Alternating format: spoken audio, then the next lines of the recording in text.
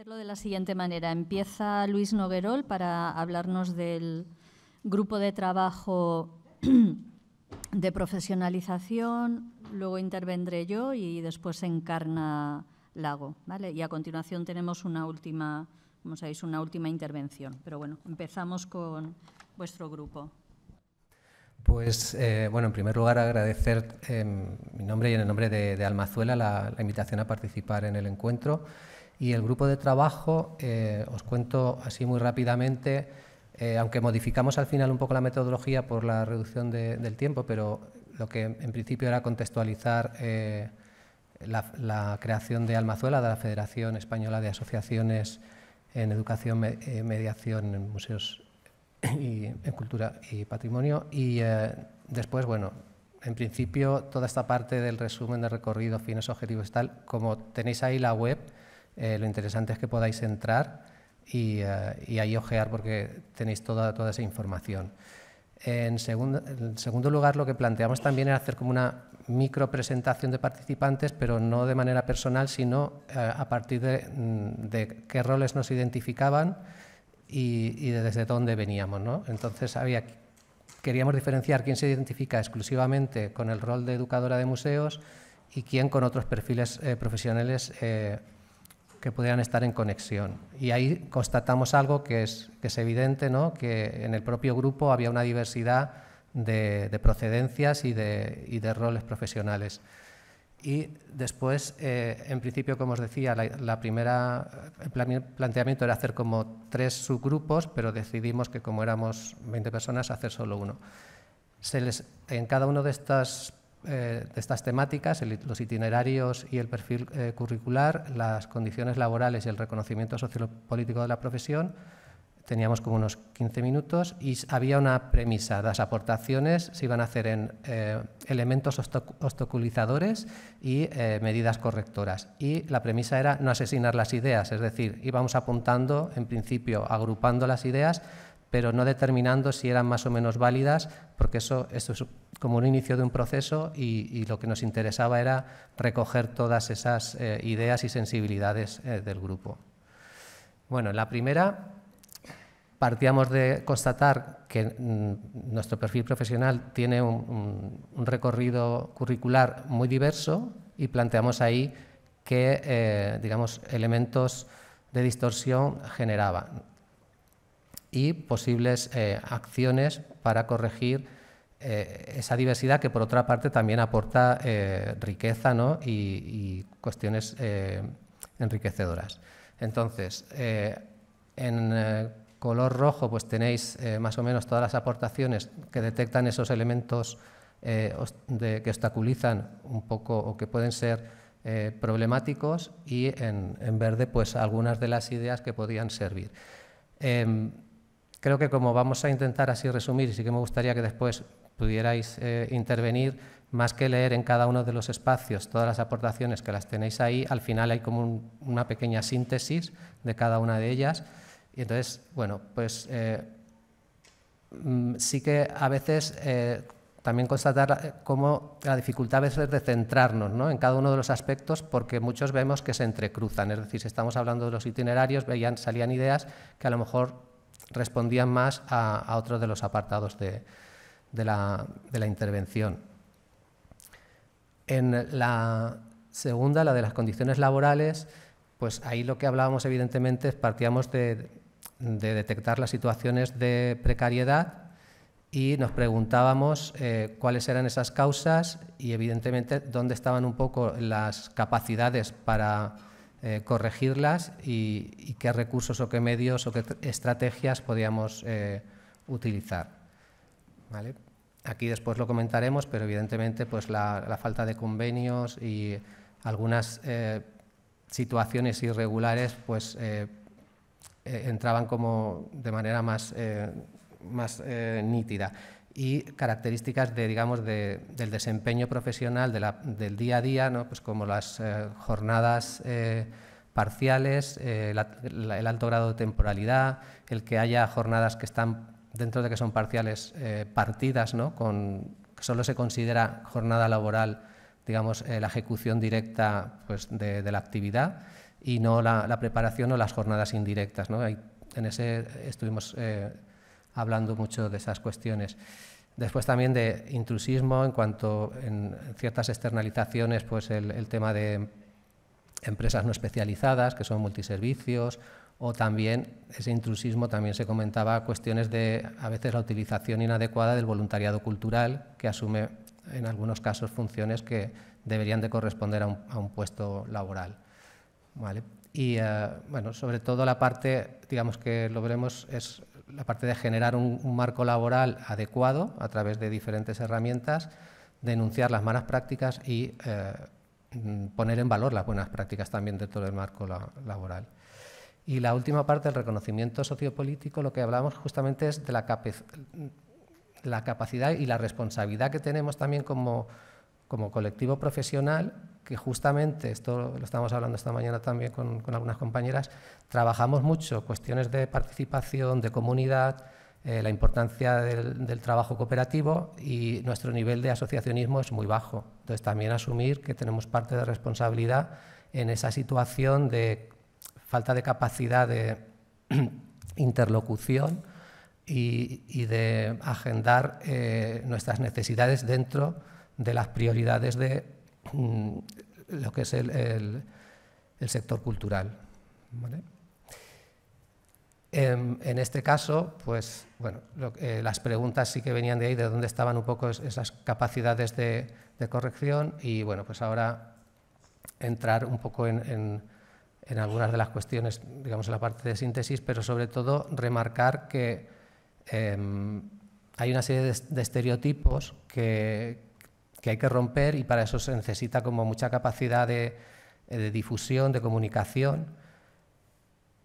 Y pues eso, como veis aquí, ¿no? Algunas veces como a la hora de explicar cuál es nuestro trabajo, muchas veces se simplifican o se hacen falsos estereotipos y tópicos, confundiendo con actividades meramente infantiles que derivan en talleres para aprender una técnica artística que se confunden con manualidades, o que es una profesión como provisional a que se dedica gente muy joven en un tránsito hacia sus destinos profesionales, ¿no?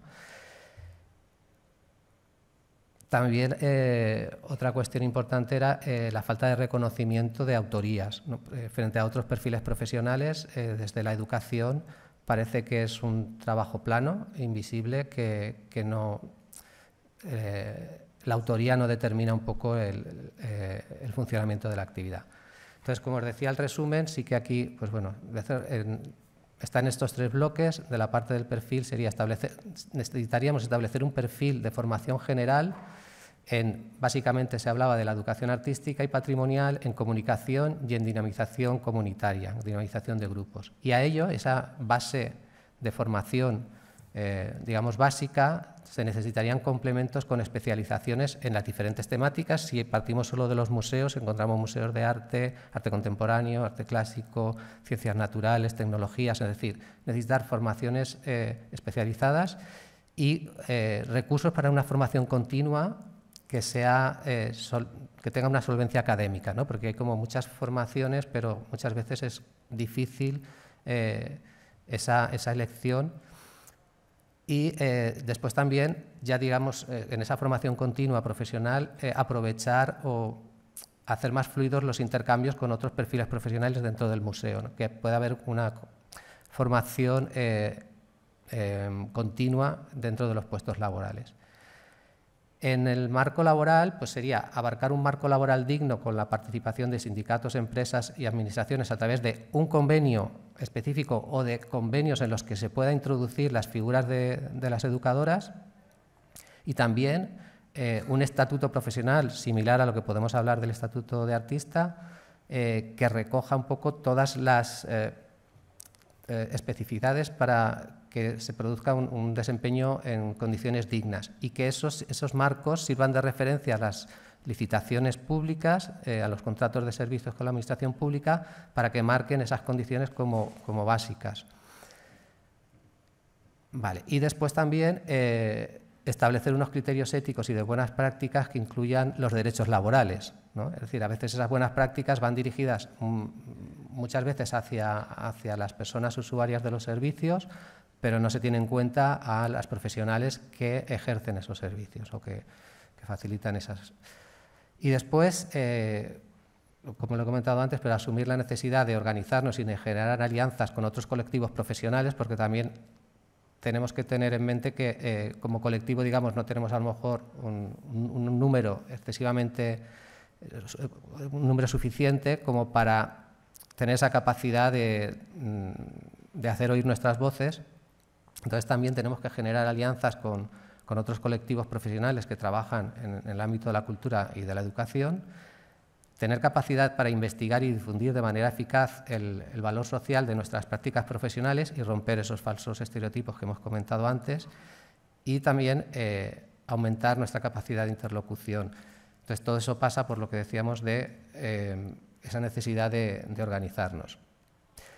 Por eso un poco animábamos y dentro del grupo pues ya se detectó algunas personas o manifestaron un poco en sus territorios la dificultad y de ahí pues bueno, intentar animar a que en los territorios se conformen nuevas asociaciones y, si es posible, también que esas asociaciones formen parte de la federación, que entre nuestros objetivos, la misión y los objetivos de la federación, se encuentran recogidas muchas de estas reivindicaciones o de estas necesidades que hemos detectado en el grupo de trabajo de ayer, y también como líneas de trabajo, como veis, en formación, buenas prácticas, investigación y relaciones institucionales, ¿no? Y con eso creo que, como resumen, si queréis ahora puntualizar, sobre todo las personas que estuvisteis en el grupo, o tenéis alguna pregunta.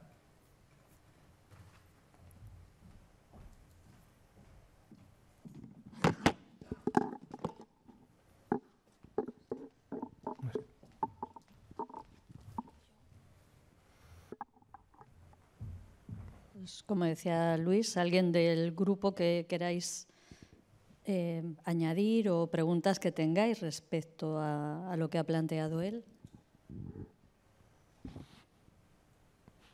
Todo claro. Bueno, simplemente también es como una foto de ese momento y que se suma, digamos, a otras acciones que hemos realizado.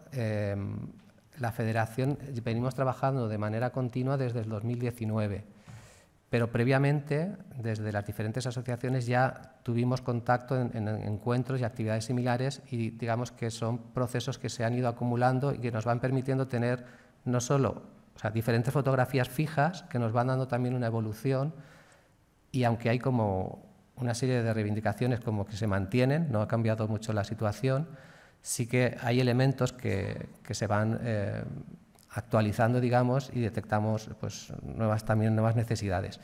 Y que la Federación la planteamos como un recurso de todas para que podamos avanzar en estas situaciones. Entonces, animaros también a participar en la manera que cada una podáis, y sobre todo animaros a que os asociéis en vuestros territorios, porque yo creo que lo que decía antes, ¿no? Si estamos trabajando con estas metodologías participativas y de colaboración, deberíamos asumirlas también, como internalizarlas en nuestras prácticas profesionales y trasladarlas a nuestras dinámicas. Ya está. ¿Vale? Desde Almazuela se ofrece el apoyo a todas aquellas iniciativas en otros territorios que se quieran asociar y constituir como asociaciones de educadores, de mediadores culturales. Y que, bueno, así lo hemos hecho todos, y que en este caso pues ya hay un grupo de asociaciones que nos brindamos a ayudar a aquellos que pues, en su proceso necesiten algún interlocutor. Gracias. Sí, de momento hay 6 territorios, más Aragón, que está en proceso, y esperamos que pues ayer, por ejemplo, compañeras de Galicia, de Canarias, pues a ver si conseguimos ir aumentando el número de comunidades que se sumen teniendo asociaciones y que participen en la federación. Pues, muchas gracias.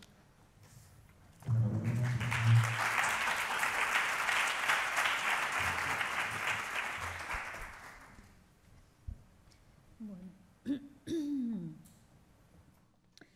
Pues Nuestro grupo era el grupo de genealogías y entre paréntesis aparecía la idea de historia de la educación en el Estado español. Lo concentrábamos o lo adscribimos ahí.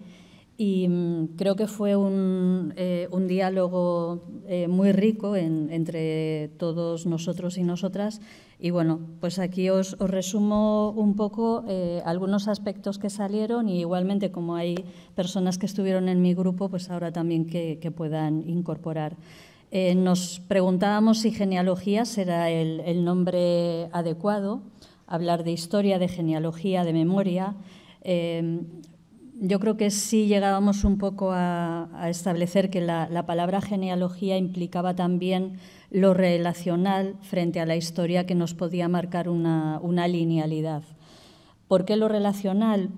Pues porque implica que la historia de la educación en los museos se inscribe dentro del museo, pero también dentro de un contexto, de un sistema, de un ecosistema social, ¿no? Y es como un lugar importante para poder hacer esa lectura.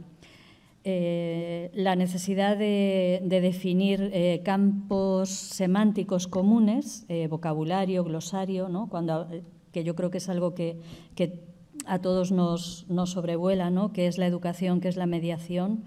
¿Qué implica llamarnos de una determinada manera y cómo esas denominaciones también han tenido que ver creo con la evolución de esta profesión de educador, educadora de museos y en muchos casos con la precarización que comentaban o que se ha hablado también en el otro grupo. Si el archivo es la solución o planteábamos si era un nuevo problema, generar un archivo que al final sea una caja en la que existen cosas pero no se sacan o no ven la luz. Es fundamental documentar, yo creo que todos también lo hemos manifestado muchas veces, que nuestro tiempo en el diseñar y en el hacer muchas veces nos impide o con frecuencia nos impide el recoger, el documentar y el hacer reflexión sobre nuestra propia acción educativa. Entonces, sí, documentar, narrar y pensar en los formatos, si son, yo qué sé, documentos, vídeo, qué es lo que tenemos que recoger. Sabemos que no han sido, o sea, que ha habido intentos de archivo, de documentación, pero muchas veces son excluyentes, se realizan desde un lugar, pero lo que planteábamos es que tiene que ser algo coral, donde todas esas voces o todas nuestras voces, incluso voces de personas que, como sabemos, ya están jubiladas o retiradas y han sido clave pues desde los años 70 a los años 90, en esos inicios de la educación en museos en España, estamos en el punto, en el momento de poder recoger ese testimonio. A ver, ¿qué más? Los intentos de archivo, de documentación, que, como os decía, a veces han sido excluyentes y también son reflejo de ideología, de una forma de entender lo educativo que niega a otras, ¿no? Que podamos hacer como esa lectura coral. Algunas casi certezas que tenemos. La memoria es algo que se proyecta hacia el pasado, estamos hablando de recoger ese pasado desde el hoy, pero algo que ocurría también o que surgía en nuestro grupo es la necesidad de las generaciones, la siguiente a la nuestra, ¿no? o las que nos van a continuar con nuestra profesión, no tienen lugares donde encontrar qué es lo que se ha hecho. No hay estudios, bibliografía, no hay lugares donde toda la acción educativa esté recogida y sirva también para ellos, ¿no? ¿Qué es lo que hemos hecho? Y como muchas veces decimos, lo que hemos hecho analizando también desde el punto de vista crítico, qué cosas se han hecho y no han funcionado, ¿no? Como todos esos aprendizajes que, bueno, entre todos y todas los que estamos aquí es un patrimonio tremendamente rico. Las genealogías nos pueden ayudar a entender cómo ha evolucionado nuestra función o nuestra profesión a lo largo de todas estas décadas. la importancia que aparece también en este otro grupo de profesionalización de legitimar nuestra profesión dentro y fuera de las instituciones y nuestra labor como educadores y educadoras de museos, centros de arte, etcétera.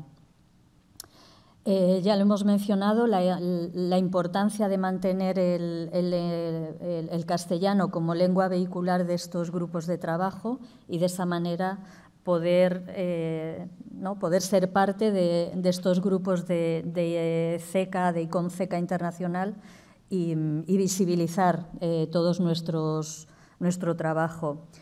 Necesitamos, o sea, como veis, son todo propuestas porque efectivamente en este hay muchísimo trabajo por hacer y necesitamos del compromiso de aquellas personas que quieran estar en este grupo. Es necesario crear esas estrategias de documentación dentro de las áreas de educación y museos. O sea, cada uno, o sea, sí que hablábamos de cada institución tiene que mantener su propio archivo, su propia genealogía, pero al tiempo tener ese lugar común en el que compartir. ¿Qué nos planteamos a partir de ahora? Pues quizá crear ese banco de recursos de memoria fuera de las instituciones, o sea, cada una tener nuestra propia memoria, pero un espacio en el que puedan estar todas esas memorias compartidas, algo que sea común y público, que preserve la memoria al margen de personalismos y de giros institucionales. Hablábamos de la tristeza de repente alguien llegar a una institución y borrar un archivo o borrar una memoria, ¿no? Somos responsables de mantener, porque lo que somos es por los que y las que nos han precedido también. Acotar definir los formatos en los que deberíamos materializar el trabajo, acotar este ejercicio en lo temporal y lo temático, ya que nos parecía muy complejo abordarlo de manera general o de manera global. Sería una inmensidad de trabajo. Y decidir entre todos dónde hacer visible este trabajo y los formatos que decidamos, acordar una metodología de trabajo para dar continuidad a este grupo. Una de las ideas que nos parecía que quizá podría ser interesante, y aquí os miro Rosa, Dora, es generar un espacio en la página web de CECA España y que se convierta en ese espacio común en el que cada uno podamos ir volcando, al margen de lo que cada institución tenga. Pero quizás si estáis en ese punto de construir web, que podamos hablar de quizás sea un lugar que nos acoja a todas las instituciones. No sé si queréis añadir cosas quienes estabais conmigo en el grupo o queréis preguntar, y si no damos paso a Encarna. ¿Sí? Pues damos paso a Encarna y igual al final, pues Encarna. Espera, que va tu imagen.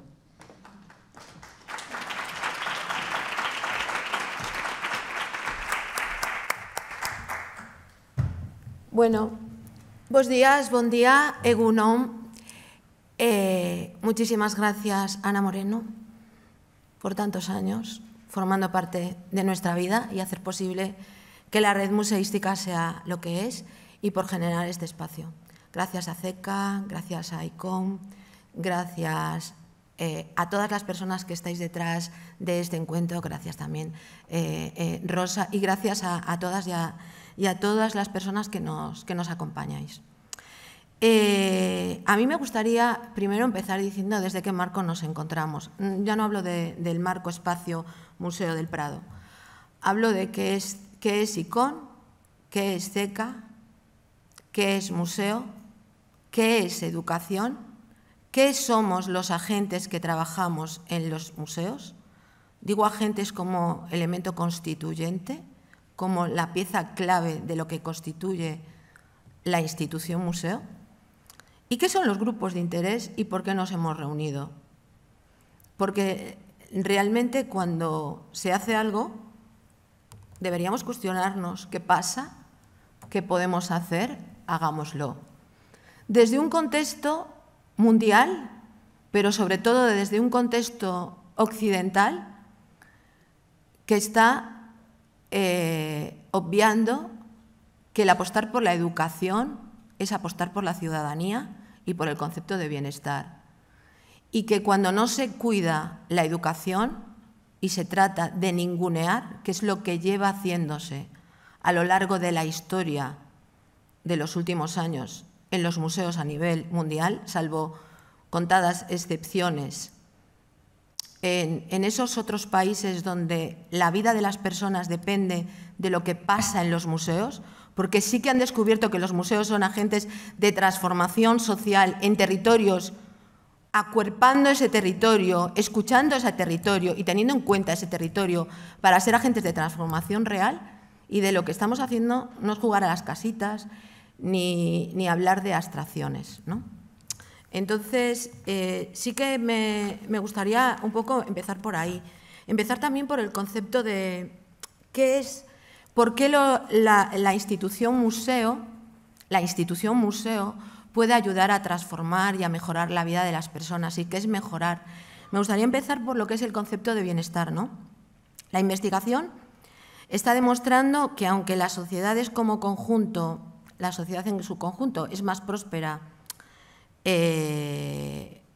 materialmente, más materialmente que nunca, muchas de las personas que conforman esta sociedad se sienten excluidas, impotentes e infelices.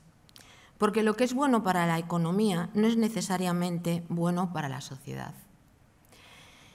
Este grupo de interés debe nacer, y así lo ha decidido las personas que formaron parte de la mesa de trabajo ayer. Por favor.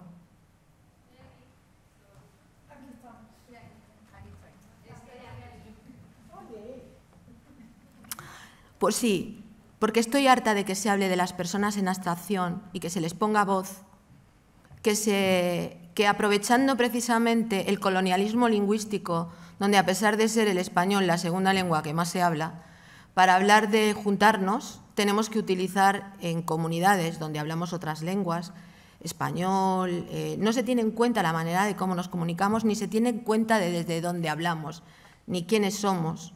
Entonces, el museo es algo integral, y es algo evolutivo, y es algo cargado de valores. Los principios son inamovibles, pero los valores cambian, igual que los valores de cada una de las personas que conforman los individuos. Hablar de ese museo integral, hablar también en sí mismo de lo que es una comunidad, ¿no? Porque parece que cuando hablamos de la comunidad estamos hablando, pues no sé, de las otras, de los otros. Yo que soy, gracias a mi profesor Rufino, me paso la vida jugando y he nacido jugando. Siempre, creo que ya le daba patadas a mi madre porque estaba jugando al fútbol, a pesar de ser una mujer, porque me apetecía jugar. Pero esa forma de jugar y de construir relatos, pues tiene mucho que ver con la historia de los museos y de cómo se gestionan los museos. Sí, podríamos jugar al amigo invisible. Lo decía el otro día Chiqui, ¿no? El amigo invisible, que esa es la comunidad con la que se gestiona los museos y desde la que se trabaja muchas veces todas las funciones en el museo de forma transversal. Ese amigo al que no conocemos, pero que, al igual que si ahora hiciéramos alguna estrategia como modelo de participación, como hemos hecho ayer, pues nos daríamos cuenta de que participación es que yo esté hablando en nombre de las personas que están ahí, que posiblemente puedo jugar al micrófono roto, como se llama, ¿no? A entender que lo que han querido decir y yo ahora estar diciendo algo totalmente contrario a lo que cada una de esas personas defiende.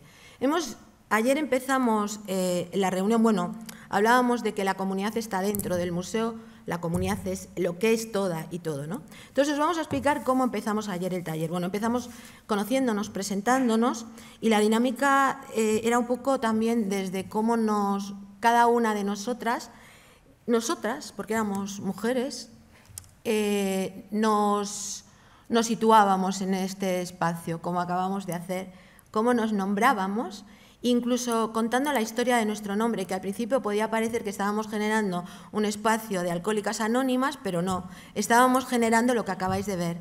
Lo que acabáis de ver es una comunidad, y esto es una comunidad de constelación, de mujeres estrella, que generan luz en un espacio de oscuridad, que a través de sus ideas, del debate, del cariño y del afecto y de la revolución, vamos a ser capaces de que CECA, le guste o no, el grupo de trabajo de territorios y comunidad va a salir adelante. Porque ayer un grupo de mujeres en el museo más poderoso lo ha decidido.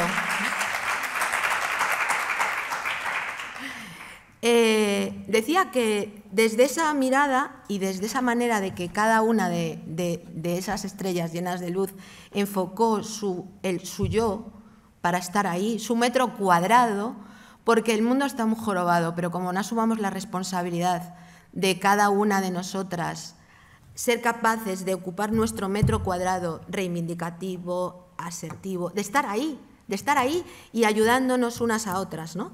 Entonces, cada una se definió también, la palabra definición, más que nada era qué era para ellas la palabra comunidad y la palabra territorio. Y sobre todo porque intentábamos demostrar, ese grupo era un grupo heterogéneo, cómo es la vida, porque esa es la vida de los museos.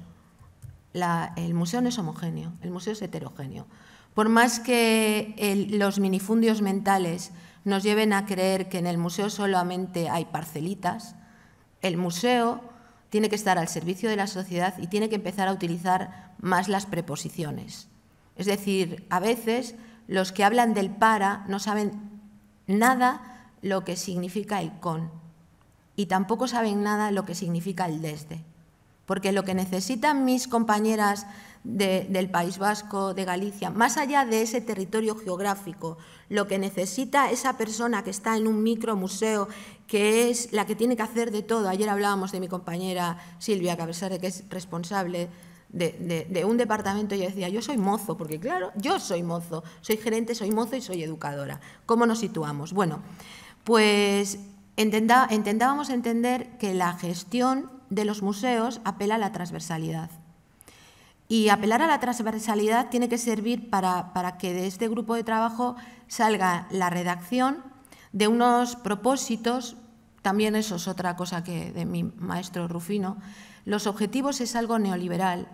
Cuando nosotros la diferencia entre una gestora y una soñadora del ámbito educativo es tener un plan, pero también propósitos, porque a veces los objetivos te los tuercen. Entonces, tenemos que aprender a trabajar y a gestionar desde la brecha. Bien, trabajamos 4 ejes ayer. Bueno, después de la presentación trabajábamos 4 ejes. Un primer eje era el de investigación y nos hacíamos una pregunta a ese grupo de trabajo, que era cómo dar prioridad y autoridad a las voces que forman los territorios físicos y simbólicos donde opera el museo. ¿Vale?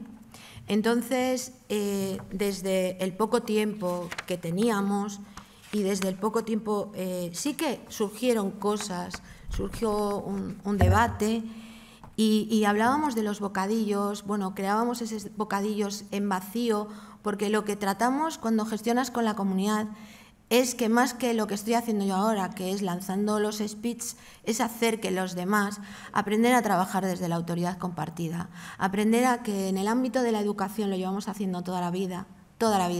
La ética es un valor individual, la técnica es en el día a día. Cuando hablábamos de los perfiles que tiene que tener una educadora o educador de museos, lógicamente no es el todo nada, esto es constante y continua, la formación, la vida te va a llevar por unos caminos o por otros, pero cuando te interesa, cuando de verdad te interesa porque tienes la ética, incluso cuando desde dentro de tu propia institución no tienes motivación, tienes motivo porque sabes que estás apostando por generar un bienestar social.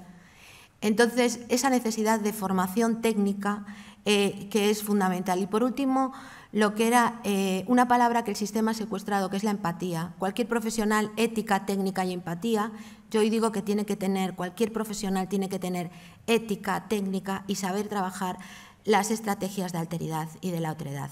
Entonces, detrás de cada pregunta, en el primer eje, propusimos que se analizara la mesa redonda de Santiago de Chile. O sea, es un poco porque es como la historia del futuro, ¿no? Vamos atrás para ver que ya hace muchos años un montón de mujeres y de personas se acuerparon y crearon y pensaron otra, y luego nos lo hemos cargado porque no hubo genealogía, queda así la carta, pero no se ha aplicado. Esa es una de las grandes problemas que tenemos en el ámbito educativo. Por eso nos han echado fuera, por eso han convertido la función fundamental del museo como centro de conocimiento educativo, la han convertido en un servicio privatizado desde lo más triste, tratando a esas personas que son las que tratan con otras personas. Y cuando hablo de personas que tratan con otras personas, hablo de la persona que trabaja con una pieza que es un testimonio humano, es un vestigio de persona, al que hay que cuidar como testimonio humano.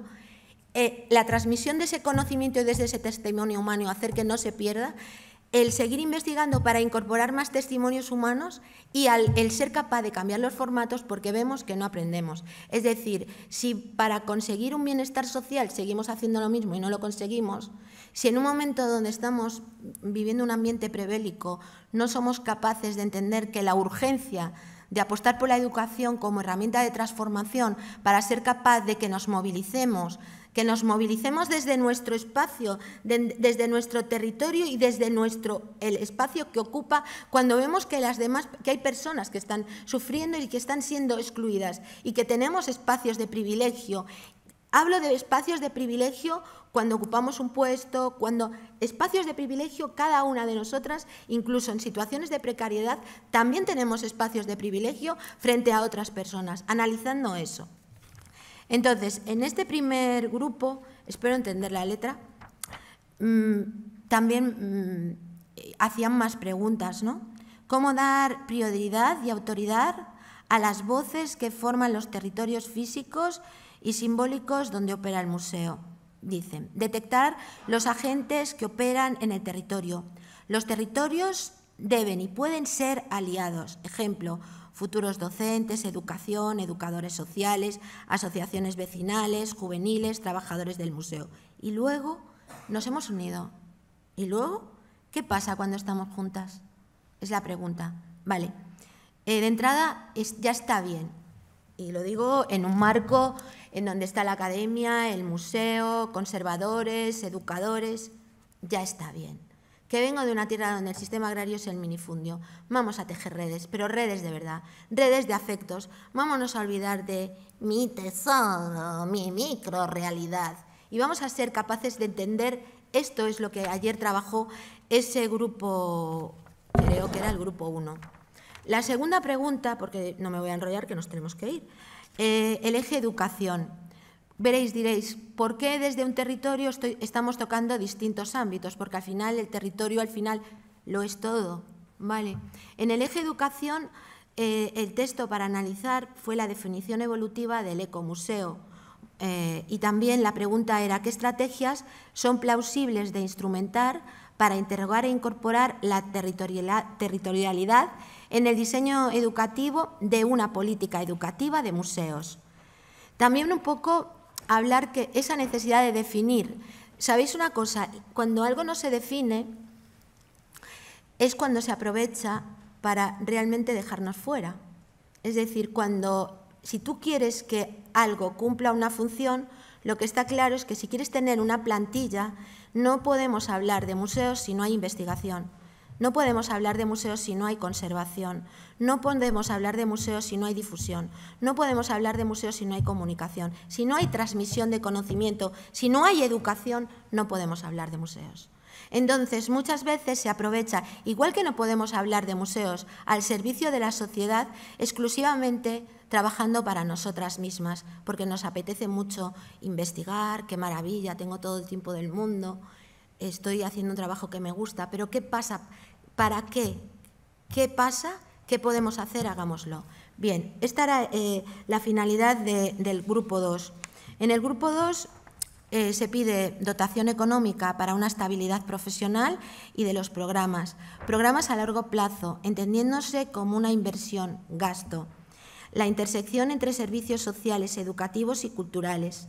Ayer traíamos una muñeca matriusca y la utilizábamos un poco para la necesidad de ese museo, que igual que se trabaja, que se deben trabajar las desigualdades de manera interseccional, pues también ese museo matriusca que entre todos los componentes deben tener. Bueno, pues las estrellas de luz, esto fue lo que nos han dicho.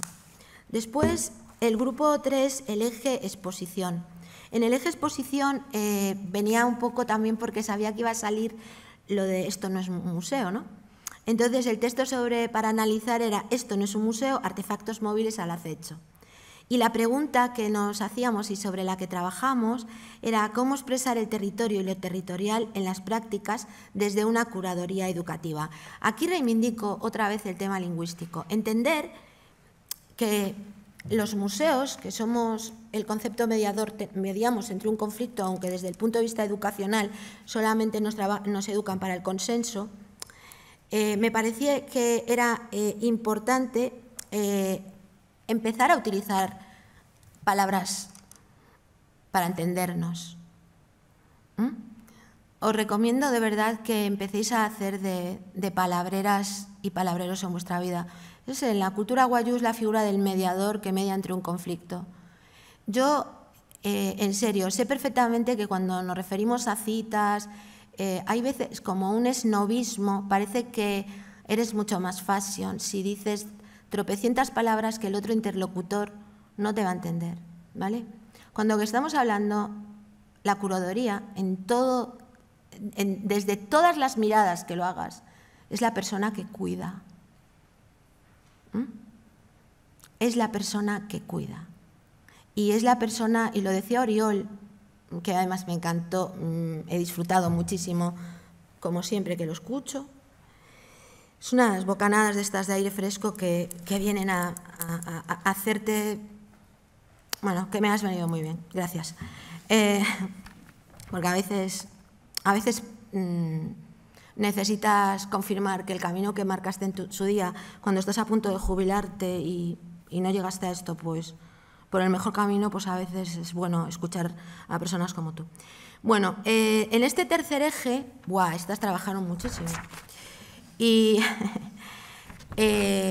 dice, romper marcos, que los packs de programas, de los packs de programas educativos. Programas lentos que permeen en el territorio, que sirvan como mecanismos de escucha y acercamiento a los saberes e intereses de la comunidad.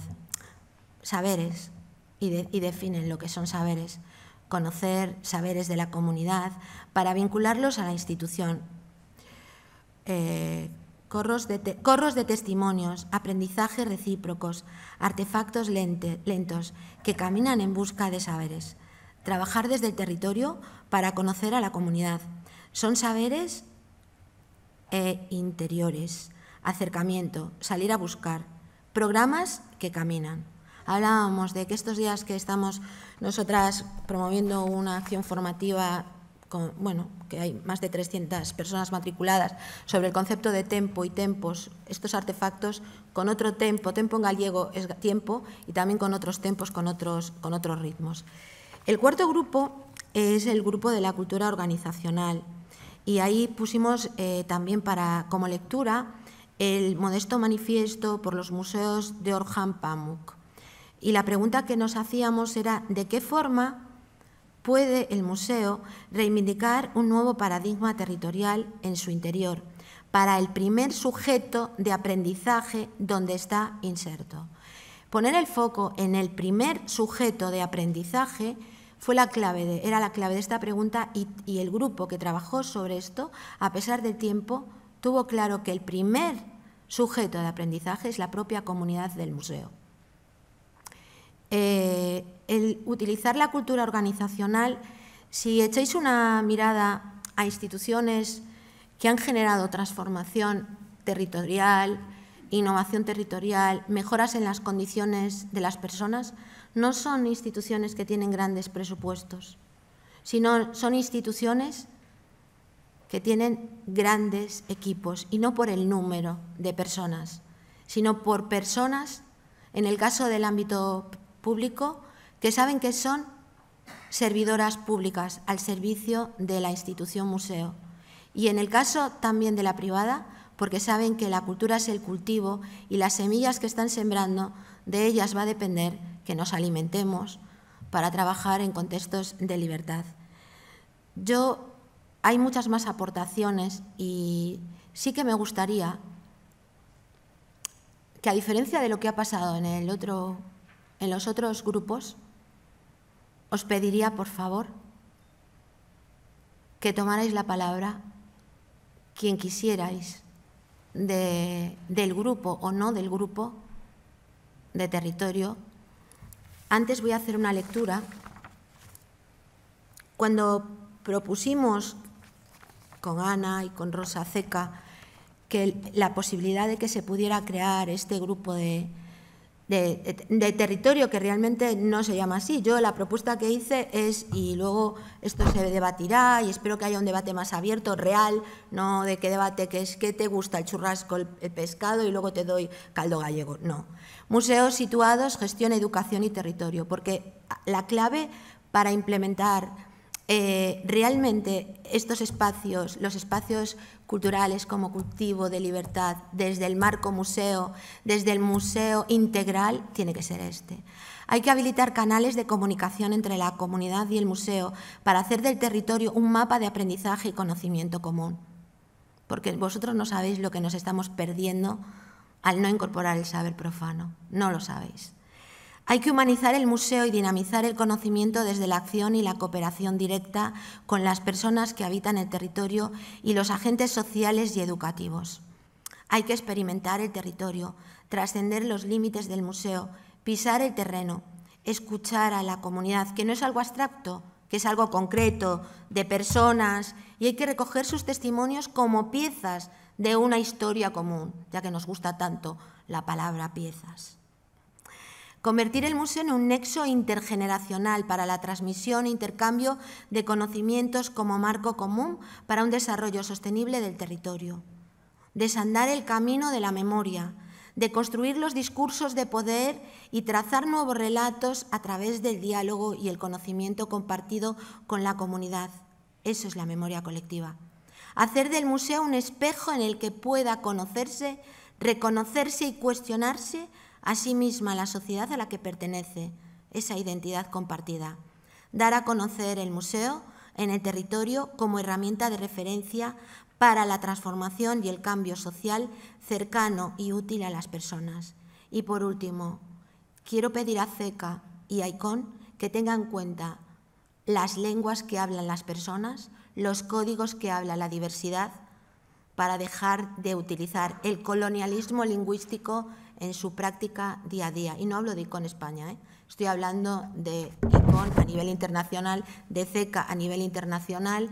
Es decir, hace falta, estamos presentes y por eso, por favor, otra vez, estamos aquí. Estamos aquí. ¿Y quién va del grupo a hablar? No lo hemos... Esto es fluir y es salir también y es gestionar la vida, la gestión, los museos desde la brecha. Cuando los demás esperen que salgamos por algún sitio, nosotras nos vamos a colar. Por fin. ¿Quién? Ruth. Estoy pensando en la idea de que esta iniciativa de... Espera que va a hablar Ruth y después hablas tú. Ruth.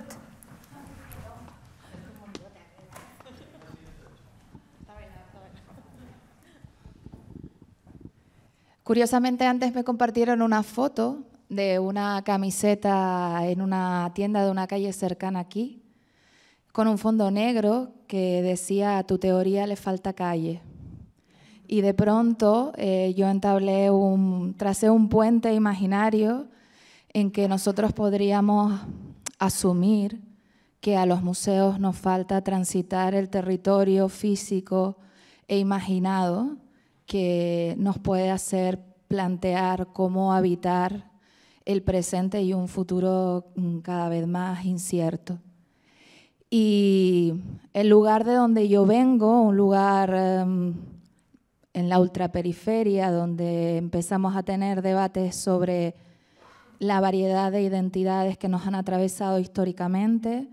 Me gustaría poner también en el contexto de lo que hemos estado hablando estos días el perfil de lo que puede aportar la antropología social y cultural a todo esto, porque ya hay lugares en los que los museos intentan transitar el territorio con ayuda de personas que no están en un lugar físico de 8 a 3, sino que están en los barrios, en los pueblos, en las plazas, en los mentideros que llamamos allí, que son bancos donde la gente se sienta a hablar y cotillear. Así que creo que es necesario generar ese espacio donde poder hablar de territorios físicos que habitamos, objetos, patrimonios materiales, inmateriales, memorias individuales, colectivas, olvidos y esas cosas. Gracias.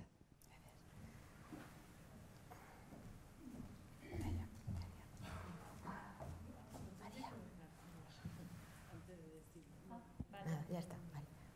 ¿Alguien más? ¿María? ¿De Teixeira? ¿Teixeira?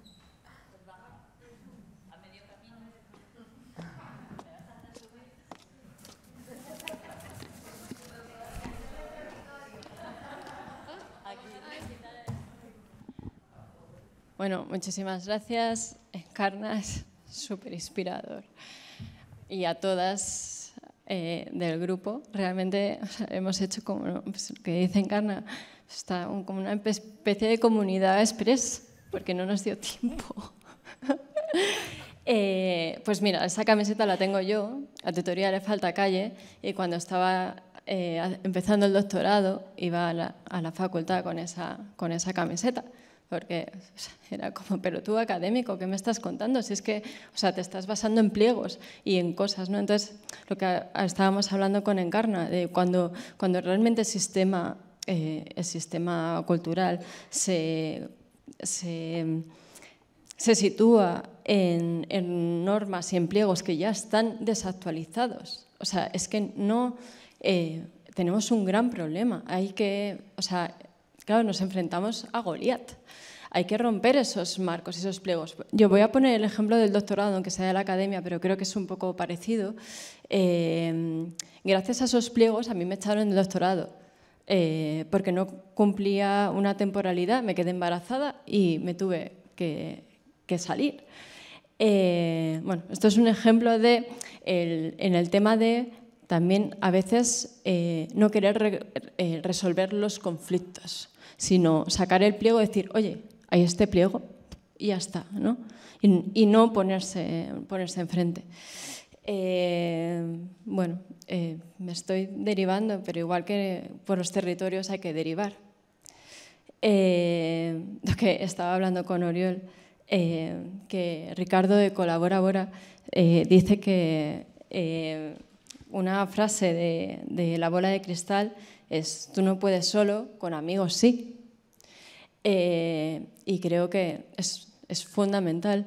Creo que a Tutoría le falta calle y a los museos les falta personas. Eso es un poco, ¿no? Porque Sí. así, vas soltando esas cositas. ¿Alguien más?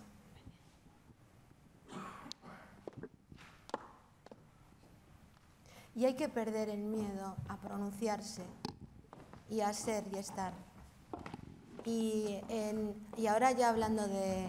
porque podríamos estar hablando de la precariedad y bla, es lo típico. Pero al final no se ponen... porque no ponemos el foco, o sea, cuando ocupamos espacios desde dentro, que es desde donde hay que cambiarlos, no hacemos nada por cambiarlos. Entonces, yo creo que hay que promover el cambio individual, que es la suma de individuales que ocupan 1 metro cuadrado y van generando espacios expansivos para tratar de... Yo lo digo, por ejemplo, de cara a lo que es los equipos de trabajo. Hablábamos muchas veces, o sea, ¿cuántas veces se ve, bueno, pues en museos que tienen servicios externalizados, bueno, que son las circunstancias lo que han llevado ahí, ¿no? pues de qué manera podemos buscar ayudas, soluciones, de qué manera desde la parte política, porque al final los museos no somos inocentes, ¿no? Entonces, ¿de qué manera podemos hacer que llegue la información a donde están los grupos de decisión real y llegarle y hablar en claro? Hablar claro para generar espacios que sean capaces de tomar soluciones claras, ¿no? Yo creo que es una de las grandes... Lo de la genealogía es muy importante por una cosa, porque en el pasado hubo intentos importantes y el saber por qué se vinieron abajo. Bueno, es que le toca a Rosa. Perdón.